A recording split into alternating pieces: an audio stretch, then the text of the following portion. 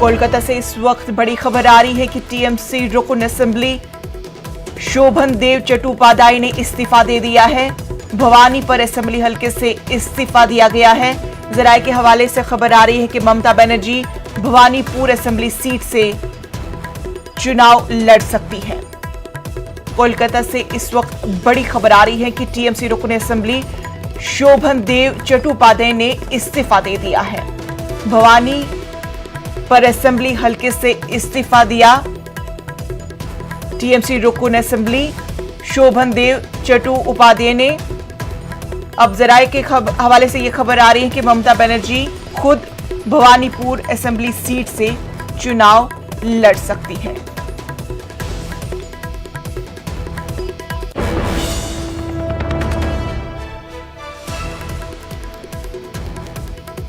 कोलकाता की जानिब से इस वक्त बड़ी खबर आ रही है, जहां से टीएमसी रुकन असेंबली ने इस्तीफा दे दिया है। अब खबर यह है कि ममता बनर्जी भवानीपुर असेंबली सीट से चुनाव लड़ सकती है। इस तरह की कयास आराई की जा रही है।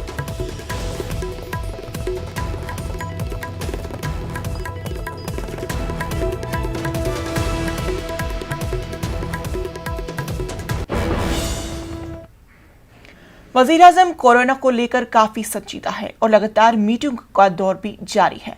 गुज़श्ता रोज डीएम और वज़ीर आला से बातचीत की थी। आज वजीर-ए-आजम ने वाराणसी के डॉक्टरों से बातचीत की। वजीर-ए-आजम ने वाराणसी के डॉक्टर, पैरामेडिकल स्टाफ और दीगर फ्रंटलाइन वर्करों से बातचीत की। वीडियो कॉन्फ्रेंसिंग के जरिए पीएम ने बातचीत की। पीएम डॉक्टरों से बात करते हुए जज्बाती हो गए। पीएम ने कहा कि बीमार तक इलाज पहुंचना ही चाहिए, जहां बीमार हो वहीं इलाज हो। वजीर आजम ने कहा कि लड़ाई अभी लंबी है। काशी के लोग, वहां की व्यवस्थाएं, अस्पताल इस मुश्किल समय में कैसे काम कर रहे हैं, इसे लेकर अभी आप सब ने समय की सीमा रहने के बावजूद भी बहुत ही अच्छे ढंग से प्रेजेंटेशन हमारे सामने रखे हैं, अपनी बात बताई है। हम सब जानते हैं कि हमारे यहां कहा जाता है, काश्याम विश्वेश्वरः तथा, अर्थात काशी में सर्वत्र बाबा विश्वनाथ ही विराजमान है। यहां हर कोई बाबा विश्वनाथ का ही अंश रूप है। कोरोना के इस कठिन समय में हमारे काशीवासियों ने और यहां काम कर रहे हर एक जन ने वाकई इस कथन को सार्थक सिद्ध किया है। आप सभी ने शिव की कल्याण भावना से ही काम करते हुए जन जन की सेवा की है। मैं काशी का एक सेवक होने के नाते हर एक काशीवासी का हृदय से बहुत बहुत धन्यवाद देता हूं।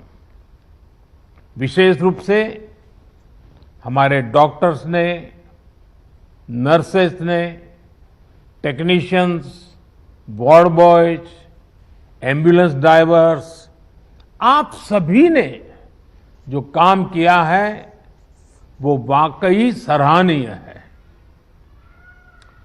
हालांकि ये महामारी इतनी बड़ी है कि आप सबके इस कठिन परिश्रम और असीम प्रयासों के बावजूद भी हम अपने परिवार के कई सदस्यों को नहीं बचा पाए।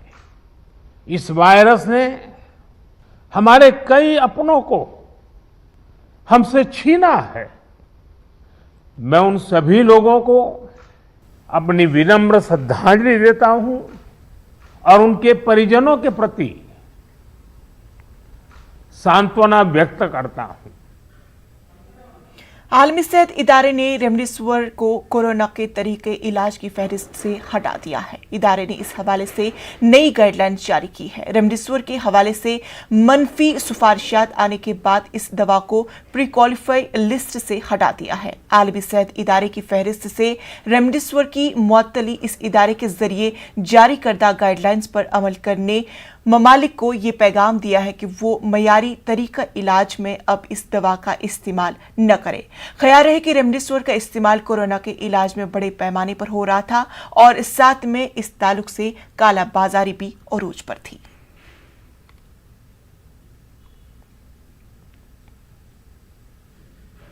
मध्य प्रदेश में कोरोना कहर के बीच बढ़ रही ब्लैक फंगस की बीमारी को रोकने के लिए हुकूमत ने रियासती सतह पर मुहिम चलाने का फैसला किया है। वजीर आला शिवराज सिंह ने रियासत में ब्लैक फंगस की शिनाख्त के लिए जहां नेजल इंडोस्कोपी करने का फैसला किया, वहीं रियासत में पोस्ट कोविड सेंटर भी खोलने का ऐलान किया है। वहीं कांग्रेस ने ब्लैक फंगस की बढ़ती बीमारी के बीच हुकूमत के इक़दामात को महज इलाज तक महदूद करार दिया है। कांग्रेस का इल्जाम है कि ब्लैक फंगस के मरीजों से एडवांस पैसा लेने के बाद भी उन्हें जरूरी इंजेक्शन मुहैया किए जा रहे हैं और हुकूमत की अदम तवज्जी के सबब लोग अपने अजीजों का इलाज करवाने के लिए दर दर की ठोकरें खाने पर मजबूर है। इंदौर में तो हमने मेडिकल कॉलेज में एक बात बनाई ही है, हर जिले में भी एक पोस्ट कोविड केयर सेंटर बनाना है।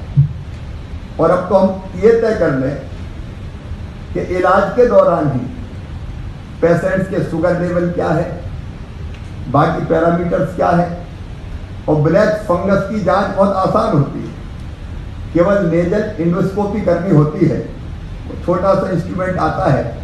मैंने पूरे प्रदेश को निर्देश दिए कि इसको आंदोलन के रूप में ले लें हम, और जरा भी संदेह हो तो अगर पहले से ही नेजल इंडोस्कोपी करके देख लेंगे और नाक में ही अगर हमने पकड़ लिया ब्लैक फंगस को, तो वो फिर खतरनाक नहीं, इलाज हो सकता है। अगर वो नाक से आंख में और ब्रेन में चला गया तब वो खतरनाक हो जाता है। तो वो भी निर्देश दिए, इंदौर को भी इसमें लीड करना है ब्लैक फंगस के इलाज में भी, और जो प्राइवेट डॉक्टर्स हैं उनको भी हमें इकट्ठा करना है, विशेषकर ENT विशेषज्ञ, और उनके सहयोग से भी हम ब्लैक फंगस की इंडोस्कोपी करके, नेजल इंडोस्कोपी करके समय पे पहचान के इलाज करने का उसका भी हम प्रयास करेंगे। हमीदिया हॉस्पिटल में 150 से ज़्यादा मरीज ब्लैक फंगस का इंजेक्शन ढूंढते हुए परेशान घूम रहे हैं। एडवांस उन्होंने पैसा जमा कर दिया है और जो प्राइवेट अस्पतालों के लिए 240 इंजेक्शन रखे गए थे वो प्राइवेट अस्पतालों को नहीं मिल रहे हैं। तो ये जो सरकार एक व्यवस्था ठीक करने की कोशिश करती है, दूसरी उसी तरह से माफिया स्टाइल में खड़ी हो जाती है। तो ये आखिर हो क्या रहा है प्रदेश में? क्या कोई सरकार का नियंत्रण नहीं है? पहले रेमडेसिविर के साथ ये हो रहा था, अब ब्लैक फंगस के इंजेक्शन के साथ हो रहा है। माफिया उतनी ताकत से काम कर रहा है और सरकार जो है केवल अखबारों में दिखाई पड़ रही। हम अपने नुमाइंदे का सीधा रुख करेंगे मेहताब आलम का। मेहताब आलम, बताया जा रहा है कि ब्लैक फंगस की शिनाख्त के लिए अब नेजल इंडोस्कोपी करने का फैसला किया गया है, क्या कुछ इसके ताल्लुक से तफसीलात है?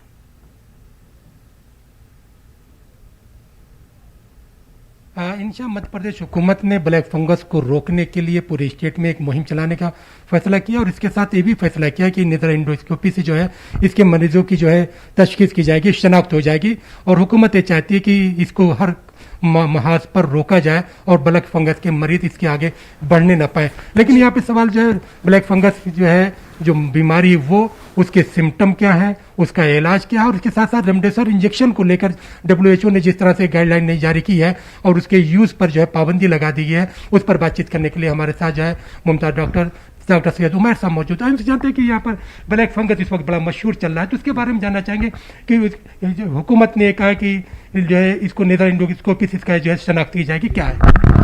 असल में ब्लैक फंगस जो है वो उसका पूरा नाम अगर हम लेंगे तो वो है ऑर्बिटल राइनो सेरेब्रो म्यूकरमाइकोसिस, मतलब कि ये आँख को भी इन्वॉल्व करता है, नेजल पैसेजेस को, साइनसेस को भी इन्वॉल्व करता है, नाक के अंदरूनी हिस्से को, और उसके पीछे दिमाग को के हिस्से भी इन्वॉल्व हो जाते हैं।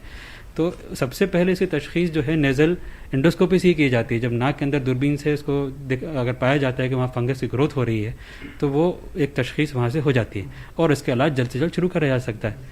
और इसके अलावा ये है कि मरीज़ को आमतौर से फेशियल पेन, मतलब कि चेहरों पे दर्द तकलीफ़ महसूस होने लगती है। ख़ास तौर से ये चीक बोन के ऊपर सबसे पहली अलामत यही होती है कि चीक बोन पे तकलीफ़ होना शुरू हो जाती है, थोड़ा सा आंखों में दर्द होना शुरू हो जाता है, नाक में से डिस्चार्ज आना शुरू हो जाता है, सर में दर्द शुरू हो जाता है। तो इस तरह के सिम्टम्स या इस तरह के जो प्रॉब्लम्स लेके पेशेंट्स आते हैं सामने, तो फिर उनको तशख़ीस के लिए अच्छा उससे पहले उनको कोविड हुआ होता है या उसका इलाज किया हुआ होता है, तो उसमें जो ऑक्सीजन हाई फ्लो चल रही होती है या फिर जो कुछ दवाएं चल रही होती है, कई बार उसके साइड इफ़ेक्ट में भी ये प्रॉब्लम हो जाती है। तौर पे चीज़ें आ रही है। हमने देखा कि जब ये कोविड की दूसरी लहर आई तो रेमडेसिविर इंजेक्शन को लेकर जो है बड़ा शोर मचा, हुकूमतों को घेरने की कोशिश की। हालांकि हम ये देख रहे हैं कि आईसीएमआर की बात करें या एम्स की बात करें या तमाम लोगों ने मना किया और कहा, यहाँ तक कहा कि ये जो है लाइफ सेविंग ड्रग्स नहीं है। उसके बावजूद लोग मानते नहीं। और फिर जो है WHO की अगर हम बात करते हैं तो WHO ने तो जो है नवंबर 2020 में इसको मना कर दिया था, फिर नई तहकीक में आज मना किया है। जी बेशक, 20 नवंबर 2020 में WHO ने एक सर्कुलर शाया किया था और भेजा भी था हर हुकूमतों को कि रेमडेसिविर की कुछ चुनिंदा ही मरीज़ हैं जिनमें इस्तेमाल किया जाएगा, सारे कोविड के मरीज़ों में नहीं इस्तेमाल किया जाता। और हमारे पास वक्तन फ़वक्तन ये एम्स और ICMR Indian council of medical research की गाइडलाइंस आती रहती हैं, जिसमें डॉक्टर्स को और हॉस्पिटल्स को गाइडलाइंस ये शाया करते रहते हैं। ये 17 मई की गाइडलाइन है, जो लेटेस्ट गाइडलाइन है। इसमें भी जो रेमडेसिविर का इस्तेमाल जो लिखा गया है वो ऑफ लेवल है। ऑफ लेवल मतलब कि कुछ चुनिंदा ख़ास मरीज़ों में जिनके अंदर कुछ ख़ास प्रॉब्लम्स हों, उनमें रेमडेसिविर इस्तेमाल की जानी चाहिए, ना कि सारे कोविड पेशेंट्स में यूज़ करना चाहिए। लेकिन कुछ इस तरह सा माहौल मुल्क में हो गया था कि हर कोई जो है रेमडेसिविर के पीछे भाग रहा था। यहाँ तक कि हमारे अस्पताल में भी कई ऐसे मरीज़ आ रहे थे कि भाई हाँ, हमारे मरीज़ में क्यों नहीं चला रहा है रेमडेसिविर, जबकि सारे कोविड-19 पेशेंट्स में कभी भी ये नहीं रहा है, कभी भी ये गाइडलाइन नहीं रही है, कभी किसी प्रोटोकॉल में नहीं रहा कि रेमडेसिविर हर मरीज़ में इस्तेमाल करना है, ये कभी नहीं रहा। और आज एक नई गाइडलाइन WHO की तरफ से ये आई है 21 आज अप्रैल को कि हाँ 21 मई को अभी आई है कि WHO ने इसका साफ इनका अब जो नई तहकीक आई है उसमें कोई फ़ायदा नहीं आ रहा है रेमडेसिविर इंजेक्शन का कोविड-19 पेशेंट के, ना कि उसके रिकवरी में, ना उसके ऑक्सीजन के इस्तेमाल में, ना है कि कब कितने दिन में वो ठीक होता है। तो WHO की नई जो रिपोर्ट आई उसमें इसको मना किया गया। और फिर हमें देखते हैं कि इसी तरह से प्लाज्मा को लेकर पहले बड़ा इशूर था, प्लाज्मा के लिए अपील की जाती थी, अब प्लाज्मा की उस थ्योरी को भी रिजेक्ट कर दिया गया। जी, प्लाज्मा के भी अभी जो नई तहकीक आई है उसमें यह आया है कि प्लाज्मा थेरेपी का कोई ख़ास बेनिफिट, कोई ख़ास फ़ायदा मरीज़ को कोविड-19 मरीज़ नहीं मिलता सर्वाइवल में, मतलब उनके जान के बचने में, ना ही ऑक्सीजन के रिक्वायरमेंट में। तो ये तो पहले से ही आ चुका है कि प्लाज्मा थेरेपी का कोई तहकीकात में सब आ गया कि पहले कोई फ़ायदा नहीं है जब कंपेयर करते हैं नॉर्मल ग्रुप से और मरीज़ों में। तो इस वक्त नई थ्योरी पे जो बातें हो रही हैं, अब कोविड का जोर थोड़ा कम हुआ है, लेकिन उस वक्त हमने ये देखा कि मरीज को समझाया जाता तो भी वो समझने को तैयार नहीं था और किसी भी कीमत पर रेमडेसिविर इंजेक्शन चाहिए होता था। और फिर इसके लेकर काला बाजारी बहुत हुई, बहुत हुई।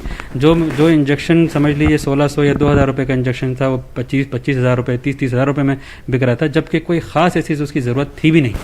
और नामालूम ये कैसे ही अफवाह फैलाई गई कि ये इंजेक्शन बहुत ज़रूरी है और इस तरह का लोगों के अंदर वो आ गया कि नहीं साहब हमें चाहिए। खुद मरीज़ हमसे डिमांड कर, जबकि डॉक्टर को लिखना चाहिए दवा, यहाँ उल्टा मरीज़ हमसे कहता था कि आप रेमडेसिविर हमें ला के दीजिए, हमें लगवाइए हमारे मरीज़ को। तो इस तरह के अफवाह फैलाई गई या इस तरह का जो पूरा माहौल क्रिएट किया गया कि जिसमें कि बहुत ज़रूरी ऐसा लग रहा था कि जैसे कि रेमडेसिविर ही इसका इलाज, जबकि वो है नहीं ऐसा कुछ। डॉक्टर साहब ने बताया कि रेमडेसिविर इंजेक्शन की बात करें, प्लाज्मा थ्योरी की बात करें या फिर जो है ब्लैक फंगस को रोकने को लेकर जो हुकूमत की तरफ जो कदम उठाया गया है, और फिर नेजल एंडोस्कोपी जो है उसकी किस तरह से जो बीमारी अगर किसी को होती है ब्लैक फंगस की, उसकी जो है सिम्टम क्या है, किस तरह से उसकी शनाख्त की जा सकती है और उसको कैसे रोका जा सकता है। बिल्कुल मेहताब, तफसीलात के लिए बेहद शुक्रिया। जो हमारे साथ खास मेहमान भी जुड़े हैं उनका भी बेहद शुक्रिया। ब्रेक के बाद इस्तकबाल। मुल्क में कोरोना से एक दिन में 4209 मरीजों की मौत हो गई। वजारत सेहत के जरिए जारी करदा आदाद शुमार के मुताबिक पिछले 24 घंटों में 2,59,5291 नए मामलों की तस्दीक हुई है, जबकि इसी अरसे में 3,57,295 अफराद शिफायाब हुए। मुल्क में कोरोना के एक्टिव मामले 30,27,925 है, जबकि अब तक 19,18,69,000 से ज्यादा अफराद को टीके लगाए जा चुके हैं। मगरबी बंगाल में मरकजी जांच एजेंसी और रियासती जांच एजेंसी हरकत में है। नारदा मामले की जांच से रियासत की सियासत में हलचल मची हुई है।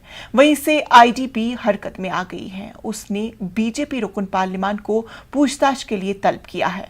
अर्जुन सिंह पर काम करवाने के नाम पर 4.5 करोड़ रुपए लेने का इल्जाम है। एजेंसी का दावा है कि इसके पास अर्जुन सिंह के खिलाफ सबूत है। हुआ है, ये कोई नई बात इसके लिए हम लोग के लिए नहीं है।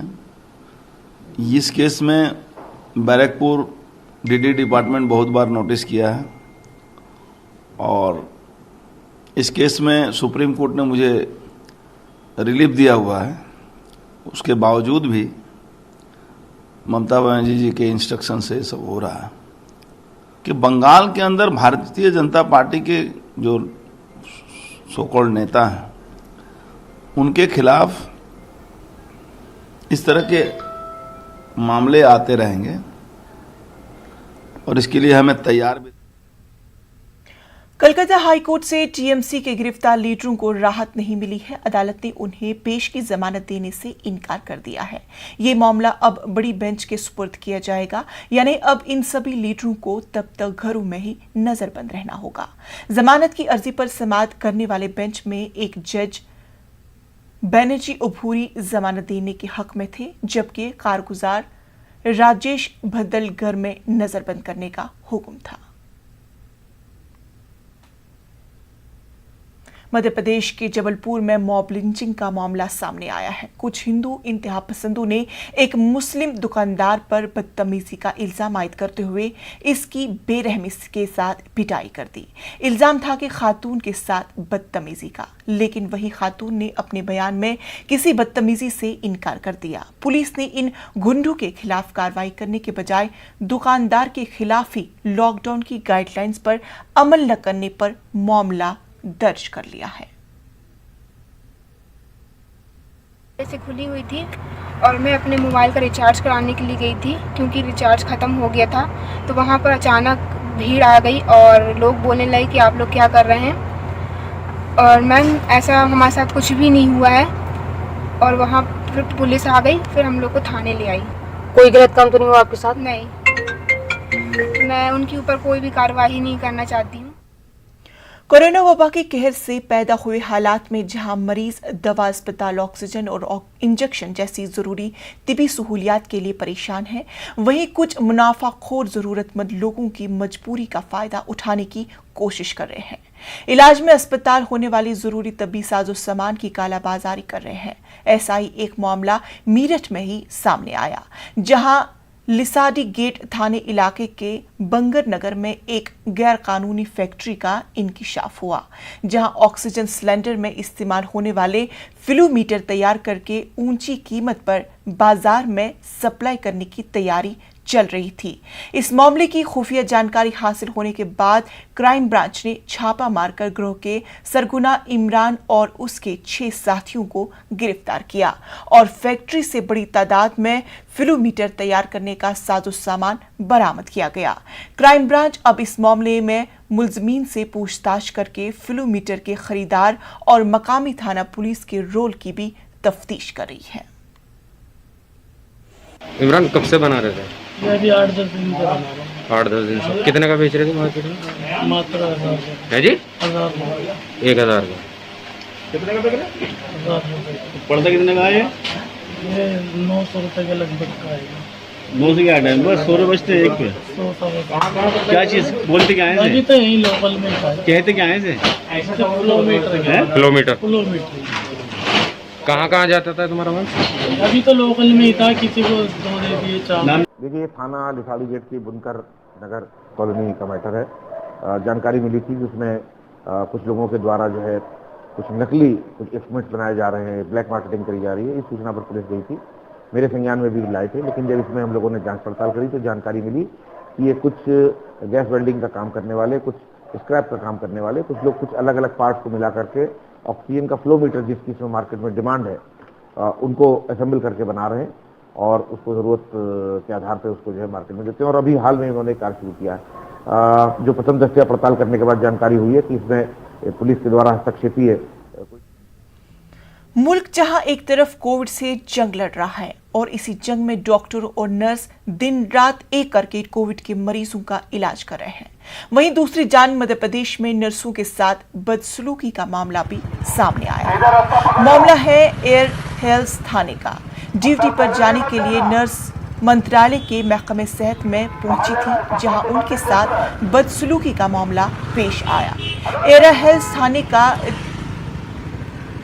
TIRK सिंह ने नर्सों के लिए नाजेबा अल्फाज का इस्तेमाल करते हुए उन्हें मंत्रालय के अहाते से बाहर जाने के लिए कहा गया।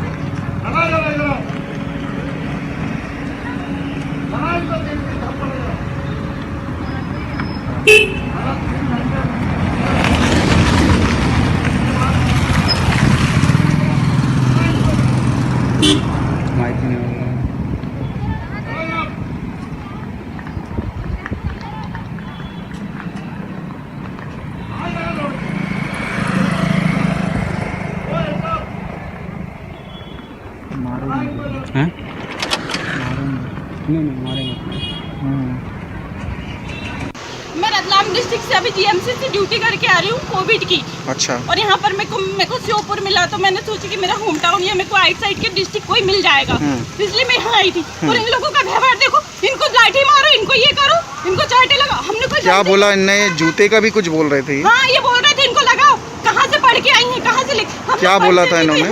क्या बोला था इन्होंने?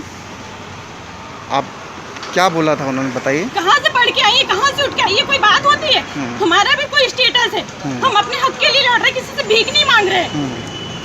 जो इतना गंदा बोल रहा है, मैं इतना बड़ा सामान ले लेके चल रही हूँ उसके साथ। और क्या बोला इन्होंने? और क्या बोला इन्होंने? और क्या बोला इन्होंने आप लोगों को? बोलते कि इनको भगाओ, लाठी मारो, इनकी कोई जरूरत नहीं है। और क्या बोला? किसी से बोलता है, इनकी बेटी से भी ऐसी बात करती है क्या? और जूते के बारे में क्या बोल रहे थे ये लोग? मैं गिर गई यहाँ तो बोले उसको उठा, बोले मार उसको, बोले तो ये कोई बात होती? मेरे पैर में ये मोच आ गई, मैं कैसे चलूंगी इतना सारा सामान लेके? मेरे को यहाँ माँ बाप नहीं है, मेरे कोई बहन नहीं है। मैं सीधे ड्यूटी करके यहाँ अपनी ज्वाइनिंग के लिए आई थी कि यहाँ से मेरे कुछ हो जाएगा, मेरे को मेरे डिस्ट्रिक्ट के पास में कुछ मिल जाएगा तो मैं वहाँ पर कर लूंगी। मेरे को सिर ऊपर फेंक दिया, मेरे अच्छी परसेंटेज है, मेरा सब कुछ अच्छा है। कोरोना वबा के दौरान बाहमी इमदाद व इनासार का जज्बा मुस्तकिम हुआ है। मुल्क इस वबा से मुत्तहिद होकर मुकाबला कर रहा है। टीकाकारी के ऐलान के बाद हम बेहतर ताउन करें, जिससे हम कोरोना को मात देने की जानिब कदम बढ़ा सके। नेटवर्क की टीम इस मुहिम में हर कदम आपके साथ रहेगा। जब तक सभी महफूज नहीं, तब तक कोई महफूज नहीं होगा। इसी सोच की बुनियाद पर हमारी मुहिम संजीवनी का मकसद ये यकीनी बनाना है कि वैक्सीन पाना सभी हिंदुस्तानियों का हक है।